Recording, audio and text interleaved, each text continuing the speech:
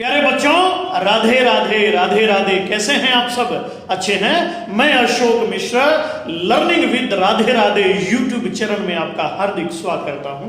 बच्चों, ग्राम सचिव का एग्जाम इवनिंग शिफ्ट हिंदी को मैं हल कर रहा हूं। एक बार आप देख लीजिएगा, अपने अपने मिला लीजिएगा। और हिंदी ऐसी आ रही है बिल्कुल दमदार, क्योंकि ज्यादातर इसमें साहित्य पूछा जा रहा है। और साहित्य को तो ये समझ लो एक नया टॉपिक शुरू हो गया है साहित्य का। तो जो आपको करना होगा,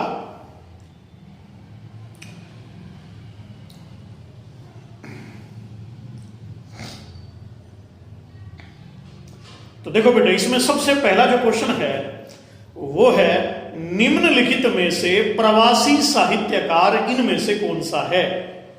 प्रवासी साहित्यकार कौन सा है? तो अचला शर्मा, इस अचला शर्मा की जगह पर आएगा अलका शर्मा। और दूसरा बी है सुधा ओम ढींगरा, हरिशंकर आदेश, और डी है ये सभी। तो वस्तुतः ये सभी ही आंसर होना चाहिए, क्योंकि ये सारे ही प्रवासी साहित्यकार हैं जो मूल रूप से भारत के हैं और विदेश में जाकर के बस गए हैं, और विदेश में जाकर के बसने के बाद ये भारतीय साहित्य की रचना कर रहे हैं। फिर भी इनमें ज्यादातर जो प्रमुख है वो है हरिशंकर आदेश। तो इसको एचएसएससी कैसे भी ठीक करेगी, उसकी मर्जी है। निम्नलिखित में से प्रवासी साहित्यकार हैं, तो ये सभी प्रवासी साहित्यकार हैं।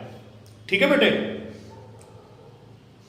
लेकिन हरिशंकर आदेश सबसे श्रेष्ठ प्रवासी साहित्यकार है। मैथिली भाषा में अपनी रचनाओं के कारण विख्यात श्री वैद्यनाथ मिश्र यात्री हिंदी साहित्य में बाबा डैश के नाम से प्रसिद्ध हुए। तो मैथिली भाषा में रचना करने वाले श्री वैद्यनाथ मिश्रा जी, जो यात्री नाम से हिंदी में प्रसिद्ध हैं, उनका मूल नाम क्या है? हाँ, ये हिंदी में प्रसिद्ध हुए नागार्जुन के रूप में। किसमें बेटे? नागार्जुन के रूप में ये प्रसिद्ध हुए हैं। तो याद रहेगा, है ना? तो वेरी इंपॉर्टेंट है आपका ये। धरती धन ने अपना, इस उपन्यास के रचयिता कौन है? तो धरती धन ने अपना यह प्रसिद्ध उपन्यास है श्री जगदीश चंद्र जी का। किसका बेटे? श्री जगदीश चंद्र जी का बड़ा ही प्रसिद्ध ये उपन्यास है। तो वेरी इंपॉर्टेंट है। नकेनवाद किस काव्य धारा के लिए प्रयुक्त हुआ है? ठीक है,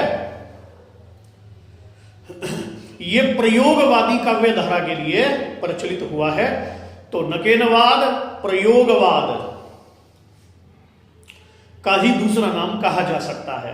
तो नकेनवाद प्रयोगवादी काव्य धारा के लिए प्रयुक्त हुआ है। आगे देखिएगा, अंदाज शब्द किस भाषा का प्रत्यय है? तो अंदाज जो है बेटे वो है उर्दू भाषा का। उर्दू भाषा का बड़ा फेमस प्रत्यय है अंदाज प्रत्यय। लखनवी अंदाज बोलते हैं ना, लखनऊ का अंदाज है ना। डैश राष्ट्रीय जागरण और सांस्कृतिक विकास के ओजस्वी कवि के रूप में प्रसिद्ध हैं। तो ये हैं रामधारी सिंह दिनकर। रामधारी सिंह दिनकर जिन्होंने लिखा है कुरुक्षेत्र परशुराम की प्रतीक्षा। तो ये बड़े फेमस हैं। और इनको हिंदी में अनल कवि के नाम से भी जाना जाता है। हिंदी का अग्नि कवि, अनल कवि कौन? रामधारी सिंह दिनकर जी। तो बड़े फेमस हैं ये। श्वानों को मिलता दूध वस्त्र, भूखे बालक अकुलाते हैं। तो दिनकर की फेमस कविताएं हैं। फिर देखो, ट ठ ड ढ वर्णों के प्रयोग का संबंध काव्य के किस गुण से है? तो विद्यार्थियों ध्यान दीजिएगा, काव्य में 3 गुण होते हैं। पहला है प्रसाद गुण, दूसरा है माधुर्य गुण, तीसरा है ओज गुण। जिन उच्चारण स्थानों का संबंध हमारे ओष्ठ से, है ना, कंठ से होता है, तो उन वर्णों का संबंध होता है माधुर्य से, क्योंकि ओष्ठ और कंठ ये दोनों प्रेम को सूचित करते हैं।